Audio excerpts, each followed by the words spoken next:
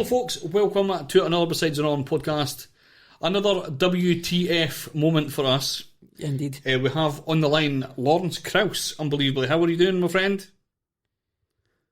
I'm doing fine here in Oregon. How are you doing there? Yeah, we are doing great here. It's been a great day. I've had my COVID vaccine today. It's been a good day. Oh, lucky you. I'm hoping to get mine on Wednesday.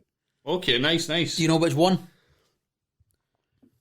No, I don't. It's going to either be Pfizer or Moderna, but I don't know which one. Yeah, Moderna. What was it I got? You got the AstraZeneca one. Well, I got the Pfizer one, and then you got the AstraZeneca one today. Yeah. So we've both been vaccinated, and we both got different vaccines. So we're hoping it'll work. Yeah, we hope. Well, you'll see. If one of you gets sick, you'll know which one's the better vaccine. Yeah, exactly. Well, yeah. We both had COVID in October, so we've both been told that with the vaccine that we took, it seems that we only need one dose. Apparently, we don't know for sure, but we think we're probably going to get both doses anyway. But that's something they've been told now. Oh, so, okay. Well, that'll be good. Well, good for you. That's interesting. If you just need one dose, that's different than I'd heard. Mm-hmm. That's it. Well, again, we've got you on, Lawrence, to discuss a bit about your career and stuff like that. We'll talk a bit about your book in a little while as well. For the listeners that don't know, could you introduce yourself, please? Okay. Well, I'm Lawrence Krauss. I'm a theoretical physicist, particle physicist, and cosmologist. But I also have written many books, 11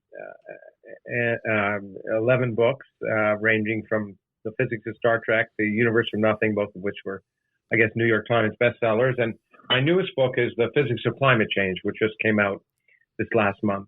Mm-hmm. And as well as that, I often do television and have done movies as well. So I try to reach out to the public and connect science and culture and help excite people about the universe, as well as my research, which is involved everything from dark matter to dark energy, from the beginning of the universe to the end of the universe.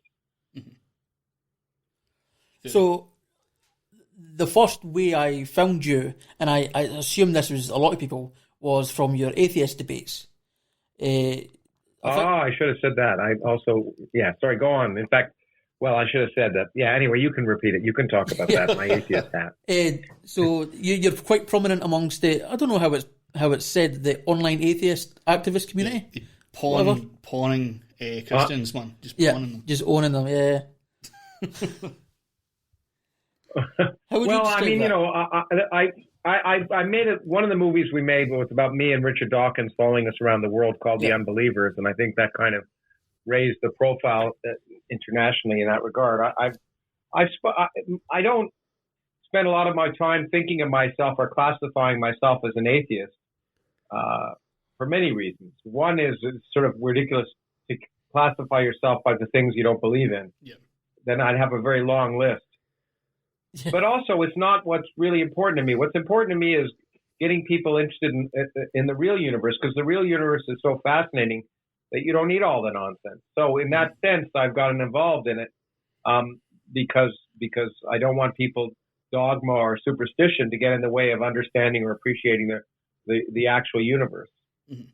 It's one of the most interesting things is to hear people from religions just their like sort of disbelief that we would sit and not think about God at certain points. Mm. It's crazy to imagine it. And it's that, and I think the reason is that, and that's part of the problem, and I guess it's part of the problem I've become more familiar with over the years as my profile in that community, nationally or internationally, has increased in terms of discussing religion. Is that religion is so ingrained and has such a monopoly on things like morality that people are shocked when you're not religious, and they wonder, how could you be a good person? In fact, as you probably know, the Richard Dawkins Foundation, a few years ago, when there was a census in the UK, that for the first time showed, I think, fewer than 50% of the people of the Church of England or believers, but they interviewed and they did a survey of those who had said they were Christian, and they asked if they believed in transubstantiation or the virgin birth or this or that. And most of the time they said no. And then the question was, why do you call yourself a Christian? And they said, well, we like to think of ourselves as good people. Yeah. And I think that's the problem, that people can't imagine that you can lead a life without believing. But the funny thing is, most people don't. In fact, even those that call themselves religious, they pick and choose the things they like in their religion. And so we just, part of the thing we need to do is overcome that monopoly on the sense of morality, to indicate that being reasonable and rational and compassionate is sufficient to be you don't need anything else. Mm-hmm. There you go. So a thing that we've noticed in your style of debating is, and this is going to come across as an insult, but we're both Scottish, and Scotland we have a bit of an aggressive sense of humour. So this is with the utmost respect. You're a bit of a dick, and I'm a bit of a dick. Did you say? Yeah, and again, that's said with the utmost respect as a Scottish person. That's all right. You won't be the first person to call me that. So it's okay. But this. First of all, you've got a brilliant sarcastic smile. Every time you know that you've gotten under the skin a little bit, you have this smile that's like, "Yep, they're annoyed." Yeah. And I've got somewhere. And you seem to relish that. You seem to love that part of it. There's a laugh at it as well. Yeah. Well, look, I think I try to enjoy everything I do. I mean, I hate to say it, but I think without humor, it's really not worth doing anything. And so, sometimes it may seem like a sarcastic smirk, but usually most of what this again will sound, well, maybe it'll make people think I'm more of a dick, but most of the things I do, almost everything I do is to please myself.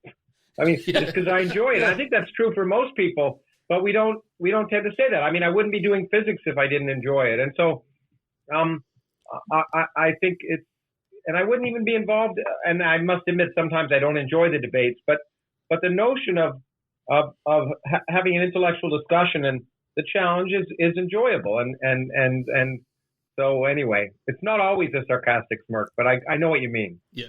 Some of them seem to be really infuriating to watch. Oh, yes. Just some of the disingenuous questions, and like, so for instance, the other day since the pandemic, there's been a lot of like online debates, like Matt Delahanty's involved in a lot of them, and I saw Aaron Ra debating a flat earther, and it was one of the most infuriatingly stupid. Just this guy just was there to be. He was the epitome of 4chan in person. He was just doing anything he can to try and annoy Aaron Ra, to make him annoyed, to sort of just claim like he won the debate. And I see that a lot in a lot of the religious debates as well. They're just really disingenuous and just annoying people. Yeah, that's why, by the way, let me say that I try not to, I generally don't, I've done debates. I generally try not to do debates. I get asked 10, 15 times a year to do debates on religion versus atheism, and I say no. Because generally, I don't think they're fun or worthwhile. But sometimes I've done them mostly because, I don't care about the person I'm debating, especially if they're a fundamentalist kind of nut. It's the audience that the vast number of people who haven't made up their mind and can listen to one with hope, intelligent discussion. And so I think it's for them that I do it. But on the whole, I find debates not to be a good format for getting information across.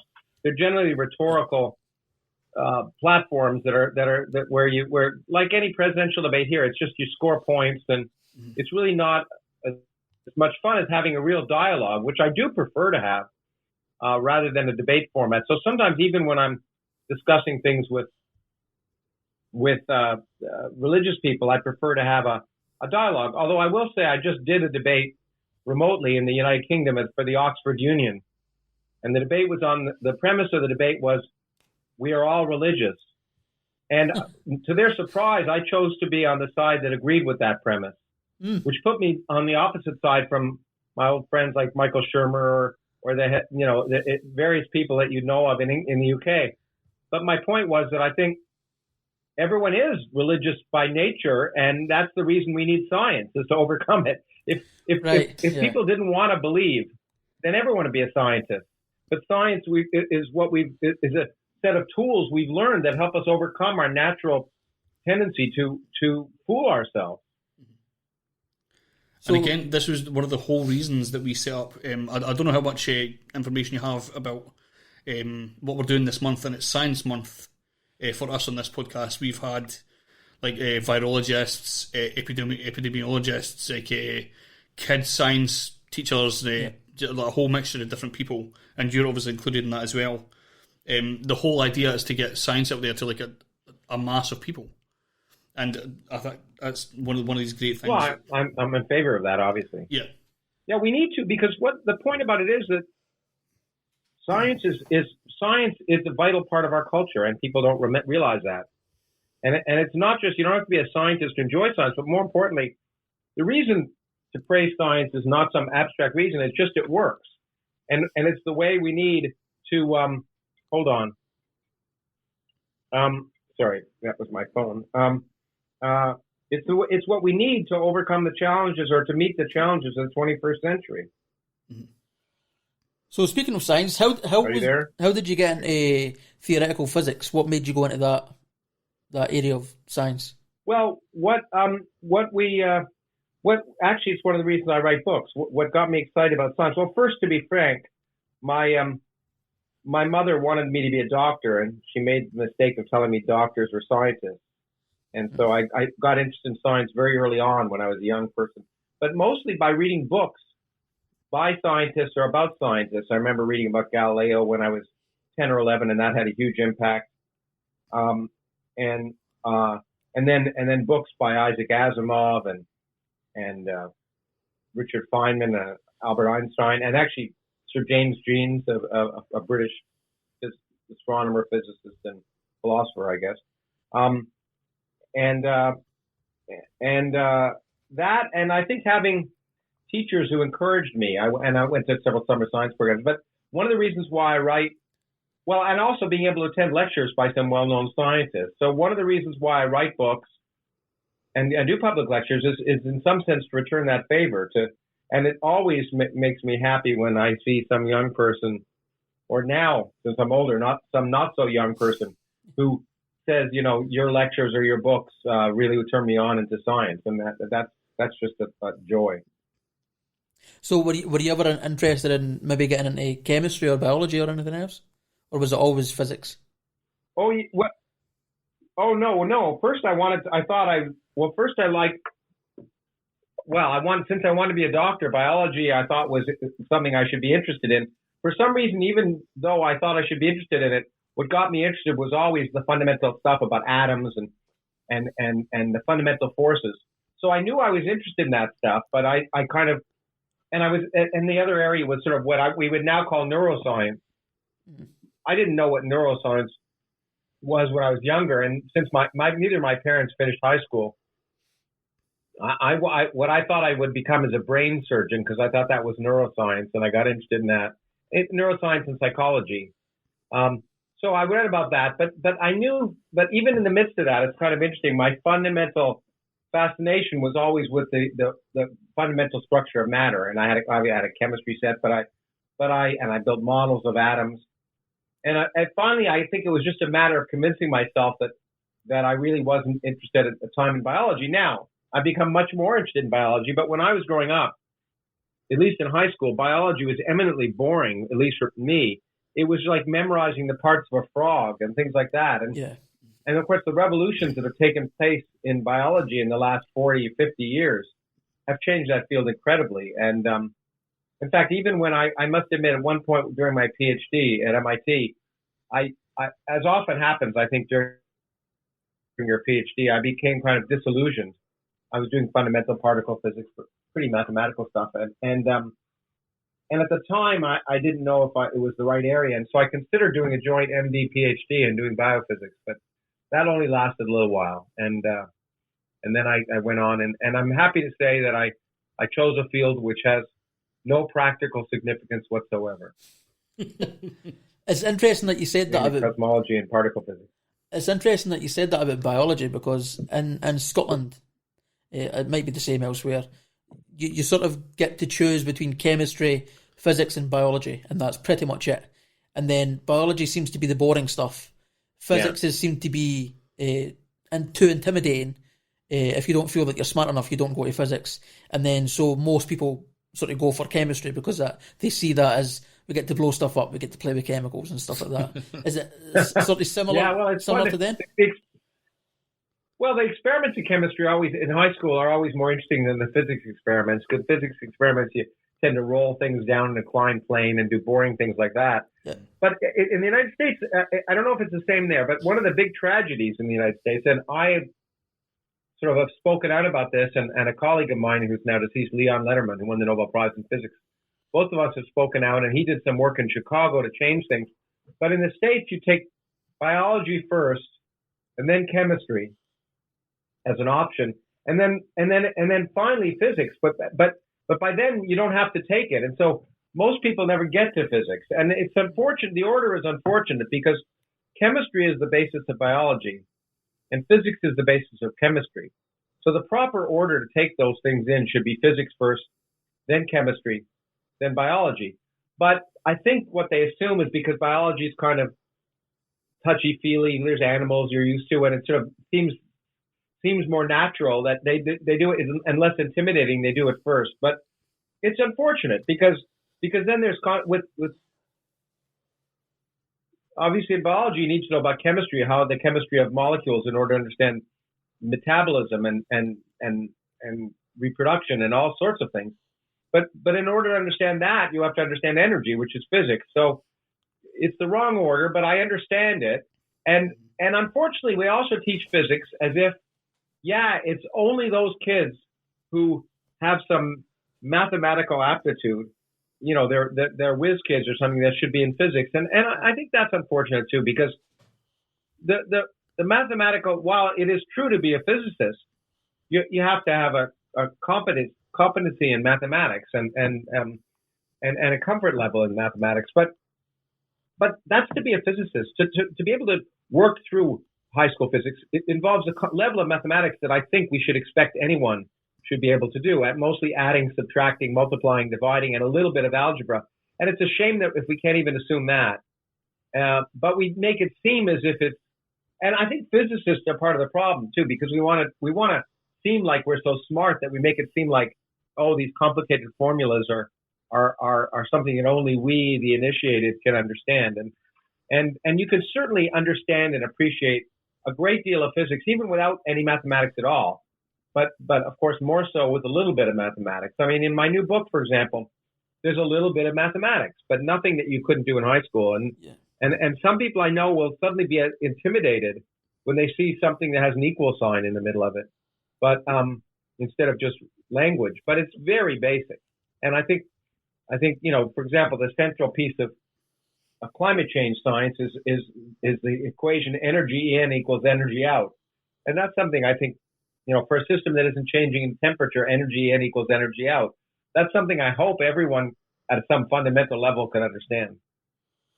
Yeah, as probably one of my biggest regrets at high school was picking chemistry over physics, because again I went with the very simplistic, chemistry, you get to blow shit up, that's fun, I'll do that.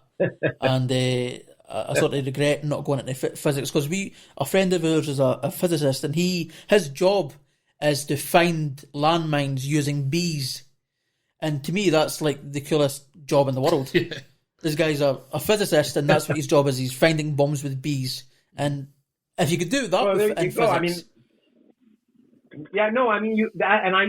was chairman of a physics department for many years, and when I was trying to tell students about the joys of doing a major in physics, I pointed out something that is true, that I didn't say just to attract them. But a physics degree is a very good preparation for almost anything, because as is most science degrees, but a physics degree in particular, you learn how to solve problems and how to make difficult problems, break them down into simple bits. And those kind of tools, and what we used to say is you learn how to solve problems when you don't know what the problems are. And I think that kind of critical thinking of trying to take a complicated problem and figure out ways to approximate it is very important. And now, as you point out, and really one of the reasons I mentioned the biophysics thing is that physics has become the applications of physics and biology, and frankly, biology as a testing ground of physical ideas, those fields have merged tremendously.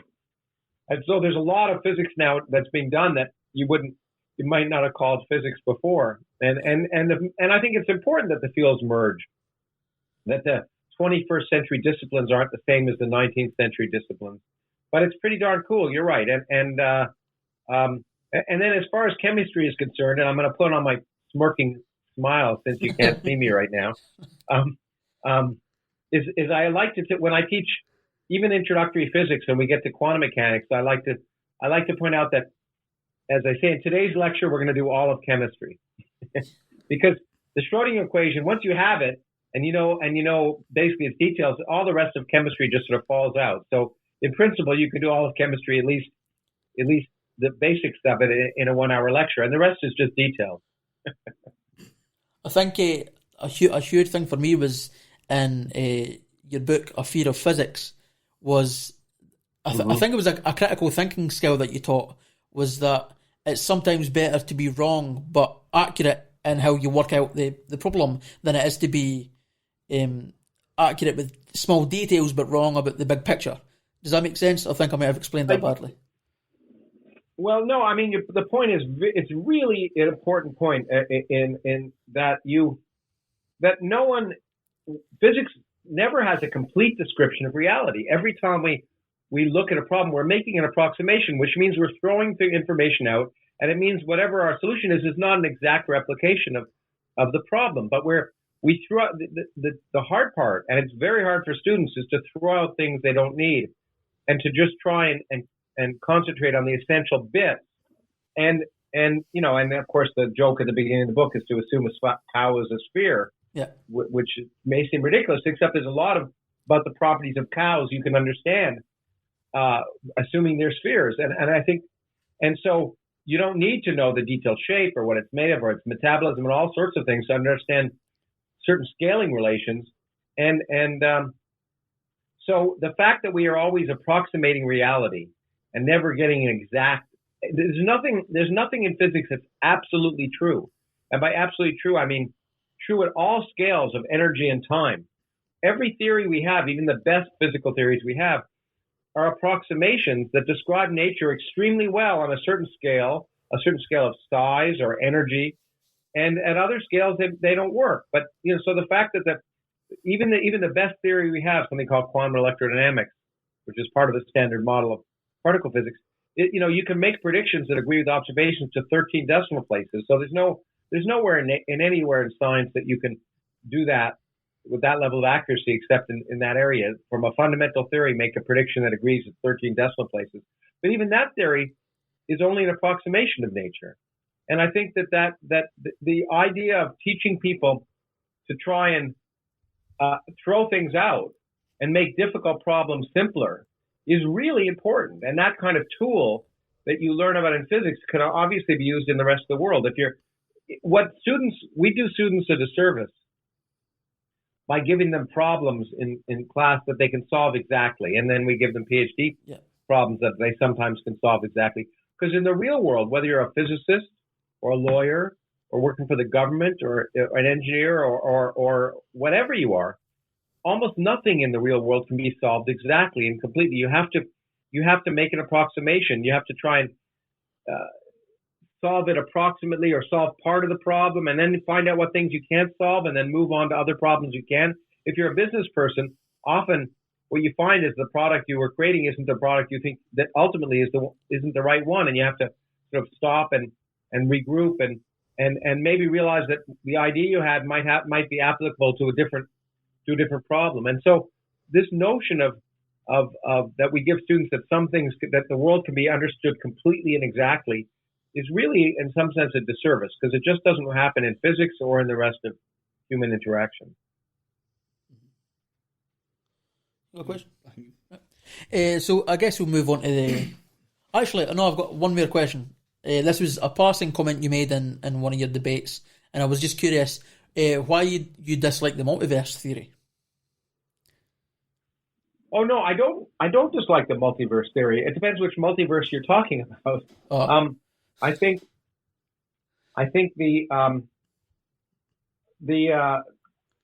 there's one very well motivated multiverse, and that comes from cosmology. That we currently think the universe began, and very early in the history of the universe was something called inflation that caused the universe to expand at a very large rate, so large that what was originally a very small volume became immensely big. In fact, much larger than our visible universe, and most of it may still be expanding very, very fast.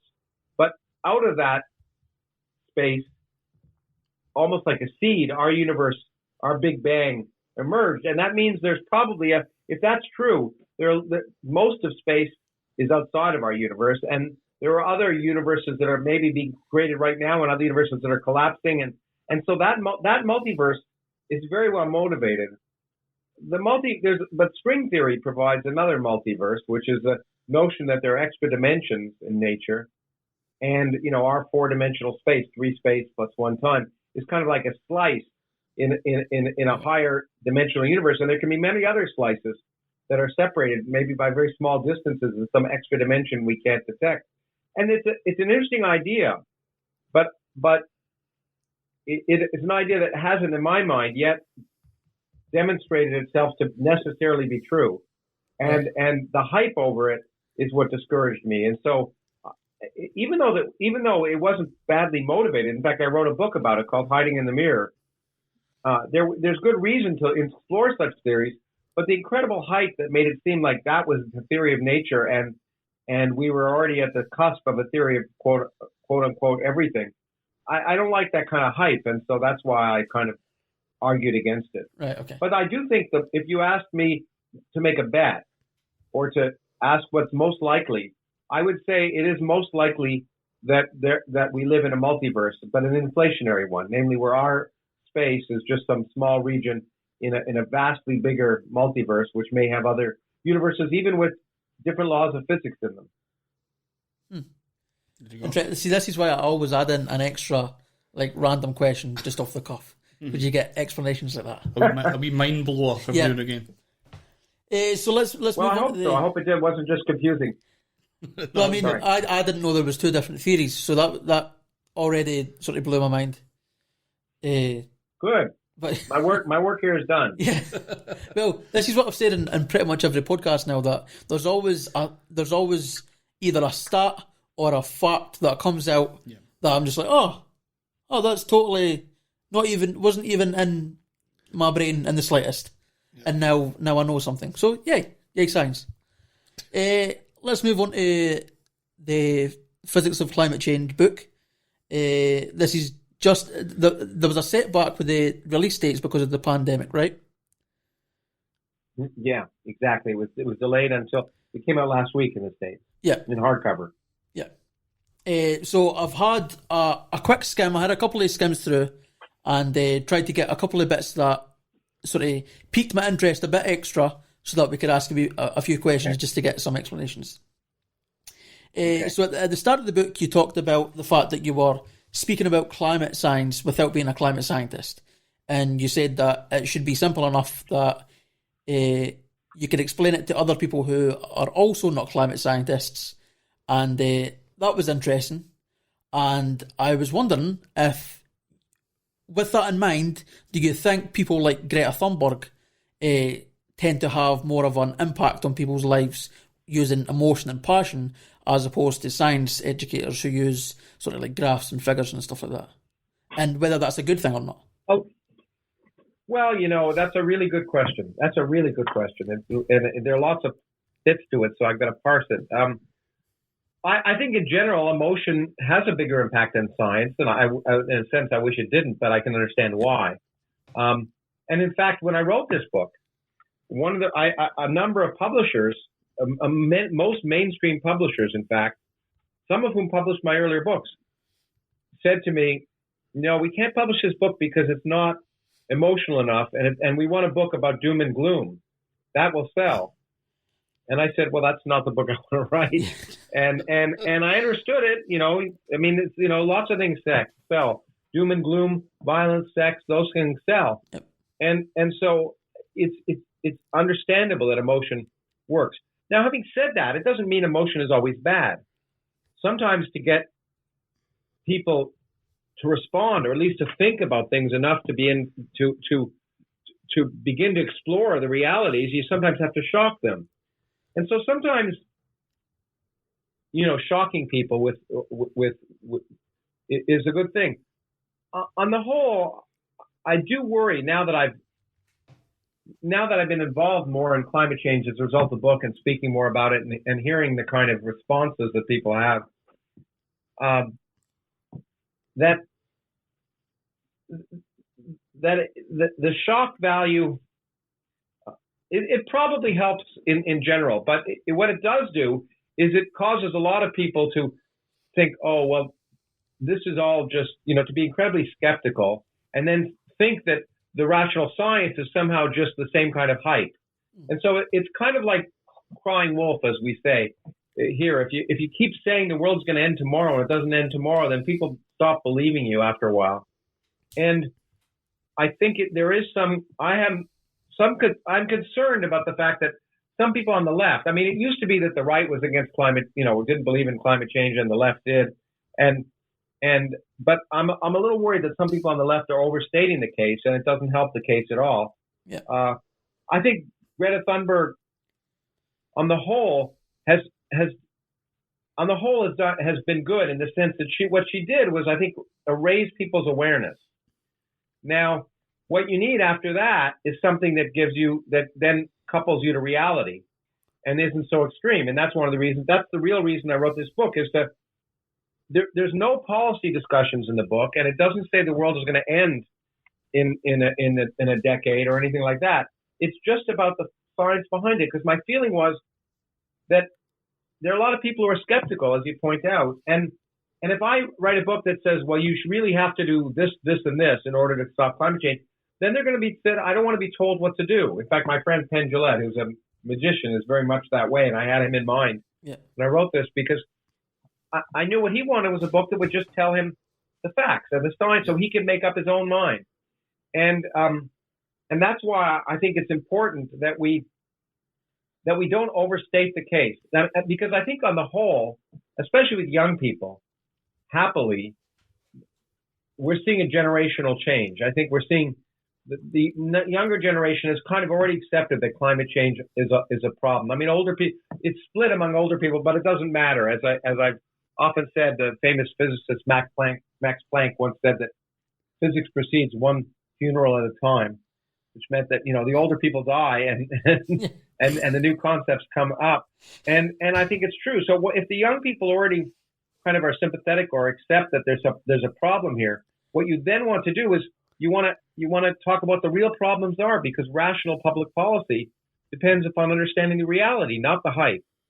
And that's why I wrote the book, for everyone, not just to, well, one of the things we're doing, and you may know, is we're sending a copy of this book to every single member of Congress in the United States. I just this weekend signed 535 copies of the book, because we're going to send it. My foundation is raising money to send that to every member of Congress.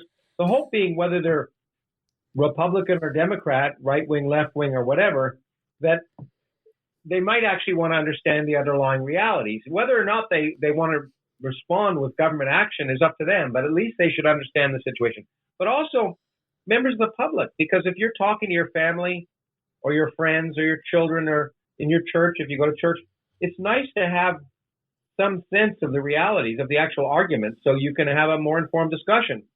And because everyone influences other people. Some of us have a bigger soapbox than others. And so I wanted to provide people those kind of tools. And it's a short book, and the fundamental physics is there, but there's also more figures than any book I've ever written. And the reason being, well, sometimes I think a figure's worth 1,000 words, although I know for some people looking at graphs is hard.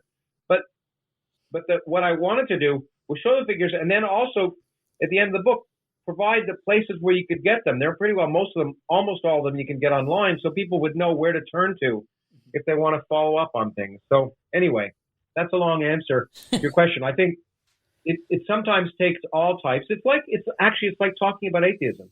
Yeah. Sometimes you're going to need Richard Dawkins to say something shocking, And sometimes you need someone else to say, hold on, let's try and discuss this, and so you don't feel so threatened. And I think it takes all kinds. Yeah. So we were talking a bit earlier, sort of discussing the question we were going to ask, and we were sort of talking about how we don't know how much people learn from the actual experts and how much people learn from sort of like secondhand information. So like me reading your book and then me telling a few friends about how this thing works. They're not getting it from you, they're getting what I remember, what you said. And so how many people are actually getting sort of first-hand information and how many people are learning from sort of second-hand information, and whether that's even really important or whether it's more important that they're at least aware enough to maybe go and look for more information on the subject.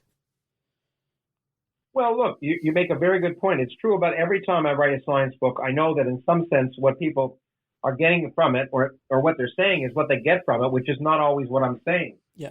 But I'd rather people get secondhand information. I mean, if before you read the book, you might not have had any information to give people. Yeah. And even if you screw up what I'm saying at some level, I'd rather you at least have the opportunity to have the background to be able to relate it to others. And then hopefully, they might get interested enough to either read my book or learn about it in some other context. So you can never, if you write a book, you can't teach. I can't. When I write a book, I know I'm not teaching people because what they get, people always learn themselves. What they get out of it will depend how much they put into it. And so I know that I know from seeing people write to me that people sometimes don't get the point of what I'm saying in a certain argument. But what I hope to do with a book, as I did when I was teaching, is really motivate people, excite people and motivate people so that they'll think about the problems and then go further for information if they want. So in any book like mine, it really is, first of all, to give you a general perspective of what the issues are, whether it's the universe from nothing or the physics of climate change, and then give you some understanding of some things you didn't understand before that you may find fascinating, but then also to increase your interest enough that maybe you'll look further and learn some more. So sort of we know you're running late on time, so we'll try and wrap up. We've got another one or two more questions if you've got enough time for that. Sure. The part that sort of scares me about climate change is the fact that you can stop everything now and you're still damaging Earth. Like it's still there. I think you said at one point for 1,000 years you've still got 60% of the damage there. And that's the part that scares me about climate change, that you can't just stop and then fix it. You need to stop and then wait for ages after that. Well, but that's a too pessimistic point of view, in my opinion. You're right. It is scary, and that's the reason I talked about it, because people should realize that what we're doing now, will affect our children and children's children and beyond that. But at the same time, you're right. We've done there's certain things that of certain damage, if you want to call it, but certain things are written in stone. They've already happened and they're not going to go away. But what we can do is stop it from getting worse. And so if we do something, we do make it better in the future. It's true that, yes, the Earth has heated up about 1.3 degrees compared to what it was, at the turn of in 1900, and that's going to have impacts. And there's some impacts. Sea level is going to rise this century more or less, no matter what we do, by at least a half a meter, which is going to affect tens, if not hundreds of millions of people. But there's two things that we can do. One, we can try and reduce that so it doesn't get worse. And sometimes so there aren't more what we call tipping points where, if you above a certain level, we know the Greenland ice sheet is going to melt, and that's 7 meters of sea level rise. We're not there now, and we can try and head that off. We can also try and slow the effect of things down from decades to centuries to millennia, and that gives humanity more time to deal with it. And we can also, if we understand what damage we've already done, we can try and mediate that now. We can try and, it's going to affect agriculture in poor countries. We can try and export more advanced technologies so people can grow more with less. We can try and help those countries that are going to be below sea level, in large parts. And so, the last part of my book, the epilogue is called "Fortune Favors the Prepared Mind," and I think that's the point. It's true that we've caused problems, but just putting your head in the sand is not going to help. But understanding what the issues are, what is real, what's immediate, what can't be changed, and what can be changed, gives you a heads up. So fortune favors the prepared mind. It doesn't guarantee that things are going to be rosy, but it gives you better odds. Yeah. So I know you don't like talking about sort of ideas of what to do, but in your view, are you optimistic that we are going to change, to turn things around, we are going to get better? Well, it depends on the day. Yeah. I'm not optimistic. I'm not optimistic about global politics. I think humanity has not ever really thought globally, and it's something we need to do. It's the same reason I'm not optimistic about nuclear weapons. We have to think differently, as Einstein once said, but we don't. Once nuclear weapons came in, and so I'm not optimistic about politics, but I am optimistic about technology. I think to address climate change, the issues are not technological ones; they're political ones, and a lot of But I also have seen that things can change if the public. Governments don't lead, they follow. And if the public really gets interested in something, it's going to happen regardless of the politicians. And again, the example I would use when I talk about the young people and climate change is gay marriage. In the United States, there was no way 15 years ago that I would have ever thought gay marriage would be legal in the United States. But what happened is a younger generation grew up, like my daughter, and they had gay friends, and they realized it was no big deal. And once I saw that, I realized it didn't matter what the older politicians or Supreme Court judges or whatever, what they thought, because the younger generation had already bought into it. Yeah. And it was just a matter of time, and it could change in a generation. And so there's some hope that the new generation, which unfortunately has a lot of negative features too, that at least that if they decide this is a big issue, in a generation you can do a lot. So I'm not naive enough to think that the solution will be easy, but I can already see now compared to 10 years ago a kind of generational shift. If we act rationally, and of course acting rationally is something else. I depends on the day. I don't have great hope that humans act rationally, but sometimes they do. Perfect. Amazing. Cool. Is that you? Yep. Right, perfect. Wait, Lawrence, I just want to thank you for coming on. That's been much, much appreciated, man. Well, sure, thanks. I hope some of it was coherent. There was a little bit of a time delay every now and then. Yeah. Plus, I'm happy to say that I was able to. I have to listen to you very carefully because I love Scottish accents, but sometimes they're harder for me to understand. Yeah, well, we live rural as well, so our accent is like primitive, extra. We're like cavemen. Yeah, unfortunately. Well, I love it. I have to say that Scotland was always, especially when I was younger, one of my favorite places in the world. I spent time there actually twice in St. Andrews at a physics school when I was a graduate student, and then 20 years later when I went back to lecture there for 3 weeks. But anyway, I really love it, and of course I spent a lot of time in New Scotland, in Nova Scotia, in Canada, and in fact I'm hoping to go back to that part of the world soon. Sounds great. Sounds like a brilliant place to live. Yeah. So great. Well, good luck with everything you're and let me just say that as my friend, the atheist physicist and Nobel laureate Steven Weinberg has said, doing God's work. Thank you very much. Thanks, man.